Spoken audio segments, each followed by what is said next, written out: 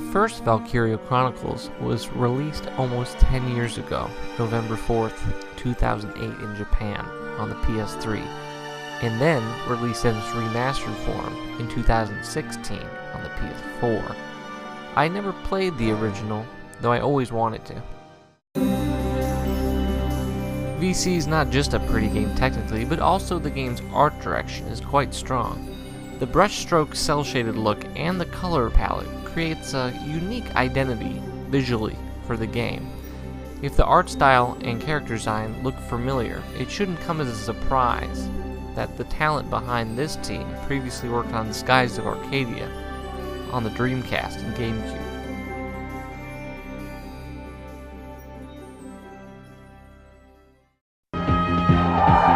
Pirates of old, defend our cause!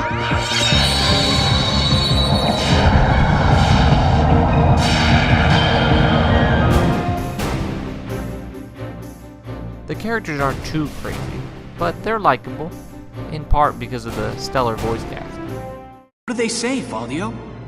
I'm not sure. I wish I could tell you. They're too ancient for me to decipher.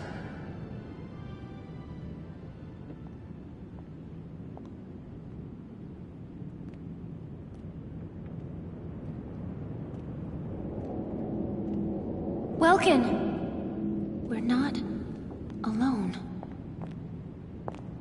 Who's there? The story kept me interested, and the setting mixing World War II with light fantasy elements is unlike any game setting I can think of. Hitoshi Sakamoto on the score always helps, and this game is no exception. Even if it's not his best work, it's no slouch either. The game's only divisive feature for me is its difficulty level. But that's part of the reason I like it too. It puts up a strong challenge, unlike in some games that generate challenge out of tedium or unfairness. Valkyria Chronicles difficulty never feels devised to waste your time to pad out the game. I almost wish there were one or two throwaway battles near the beginning to give me a false sense of being really good at the game. But Valkyria Chronicles isn't here to make you feel like a winner. You're given a set number of units to place on the field at the start of every battle. In the first few battles, it's only like 3 or 5, but by the end you're placing 10 units. And the classes are as follows. There are scouts. Their main strength is their movement. They can move twice as far in a turn than any other unit. Their defense isn't high, but they can pack a decent punch if used skillfully. Then there's shock troopers. They're the most well-rounded of all the classes. They have good defense, good offense, and okay movement. In terms of up-close, person-on-person combat, they're your strongest. Then you have the engineers. They're your support teammates. They can restock ammo of your other units, fix your tanks, rebuild sandbags and barricades, on top of also having pretty good movement capabilities.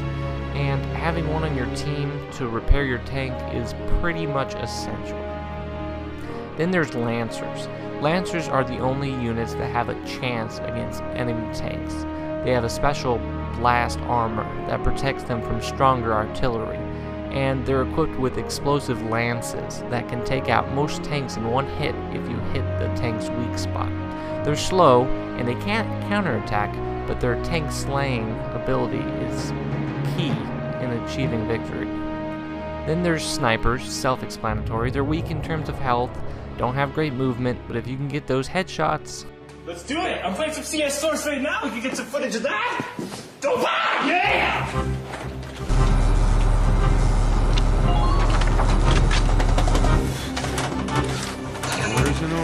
Headshot! You can pick off enemy units in one hit. After the first mission, you also get a tank.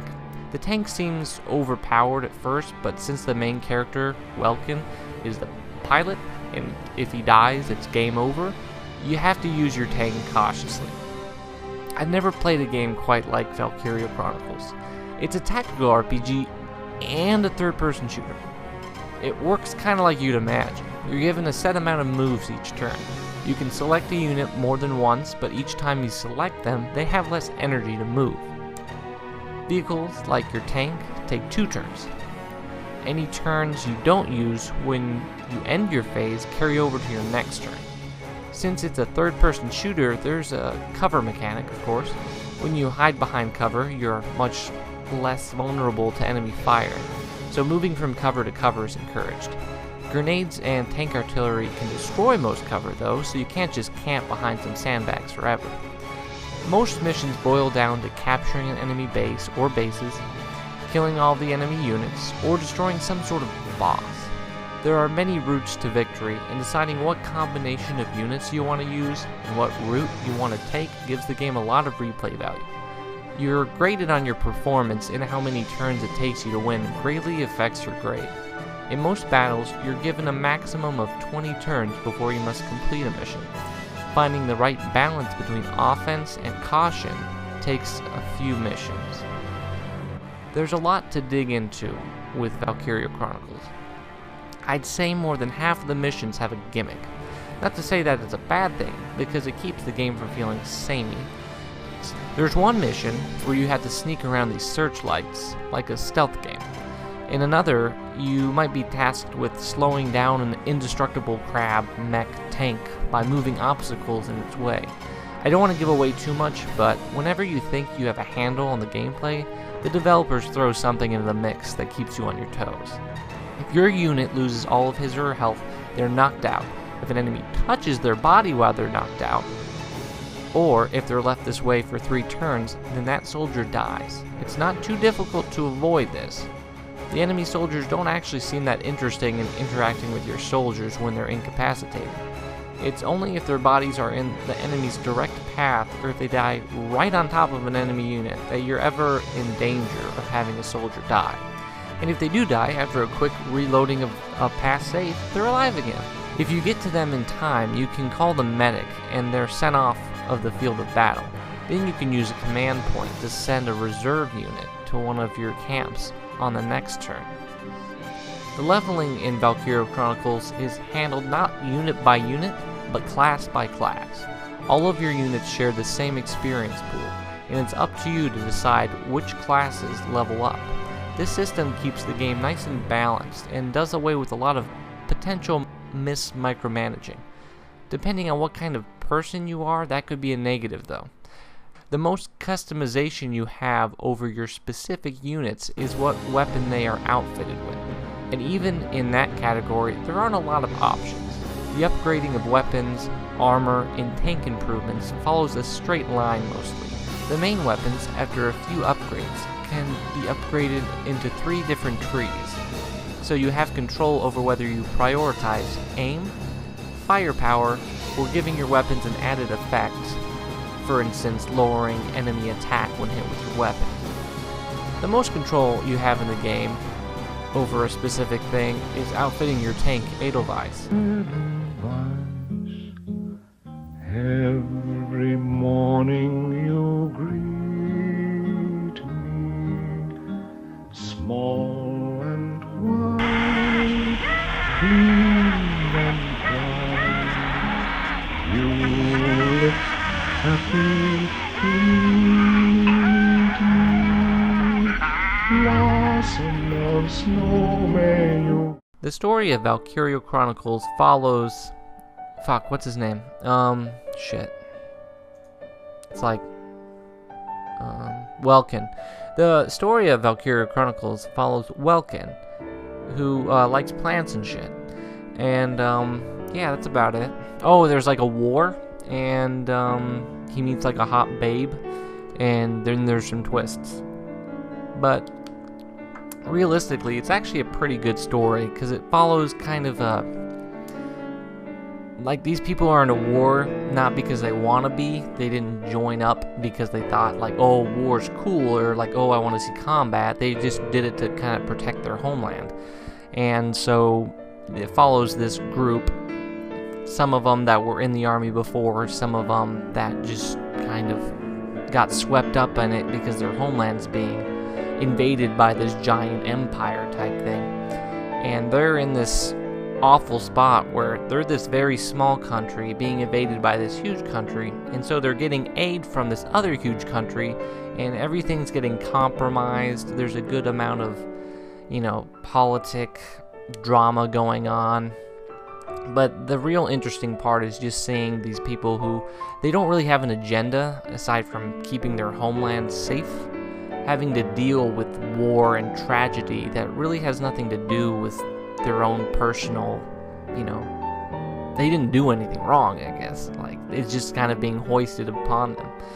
And so seeing these characters grow and deal with that in that setting, that's very obviously reminiscent of, in some cases, not in others, of World War II. There's a lot of persecution of the dark-haired people, wink wink Jews, and seeing that kind of racism being involved with this war, even your own teammates being kind of racist towards your adopted type sister who happens to be one of these dark-haired people. Is that the right word, dark-haired? But dark-haired, whatever. Just seeing that being explored in a game like this, it doesn't go as dark as it could. There's some dark stuff, but they don't go out of their way to make it dark. Like, it's the lightest way you could handle World War II and still be honest with it, I guess. But it's an interesting take, this kind of fictionalized fantasy World War II setting. It leaves a lot to be explored in further sequels, which I'm excited about. And honestly, just the game world and the battle system, everything about this game just lends itself to a sequel. And I'm a little sad that it's on the PSP. I love the PSP, but you're taking a game that just is graphically beautiful, and even cell shading does translate well even to less powerful machines, but just even if it's as good of a game, even if the music is good, even if the story is better, the fact that it's on the PSP is still gonna always be kind of like a little sad for me. But we'll see. It's really expensive for some reason. Like the second game is like 30 or 40 bucks, for a complete copy. So I don't know when I'm gonna play it, but especially since my PS4 just got fucking stolen. So that's my rant. That's my fucking rant. Okay, that's my fucking rant. Stole my fucking PS4. They almost stole this game. That's the funny part. They almost stole Valkyria Chronicles. My copy of Valkyria Chronicles is covered in black powder. You know what black powder is? That's the stuff they put on stuff when they want to get the fingerprints off. They fingerprinted my copy of Valkyria Chronicles because someone fucking stole it, but then dropped it on the ground. But they still got away with my fucking PS4, motherfuckers. So if you're wondering why this video took so long to come out, that actually has nothing to do with it. But I'm going to use that as an excuse. No, I moved, I got a new job, I'm living in a different state, a lot of things have changed, and I just haven't had time working a 40-hour job. I did all this stuff for this video, like in August, and then I just never recorded this part until now. So, sorry about the wait. The people who have subscribed, commented, and liked my videos, seeing Cartia go from like 99 views to like almost 300. I mean, it's whoever's actually watching these videos, thank you. Thank you, genuinely. I was gonna stop doing this, not because I don't like doing it, it's just because it's like, I don't have time, does anyone even care? I'm just doing this for myself. But no, I mean, there's at least 200, 300 people maybe that have watched these, and it means a lot, and thank you. I don't want to do this for money. I'm not gonna put up a Patreon anytime soon and be like, hey, give me fucking money. I mean, down the line, sure. But right now, I just want to prove that this is something I can do on a regular-ish basis. Right now, I can't, but eventually I'd like to. So, I mean, if you're interested, just keep commenting, keep me going. I appreciate it. Let me know if there's any games you really want to see, and if it's in my budget. There's certain consoles that it's just really hard to capture for, especially if I don't have them. And I'm kind of ever since the first episode, which looks really shitty, I was like, ooh, don't want to do that. No one's gonna listen to this. This isn't gonna be on there, but still. Yeah, that's about it. Be fucking long as shit if I put all this in there. Anyway, thank you. Hopefully this sounds okay. But I still gotta put the video together, so still might be another fucking month. Later. bitches.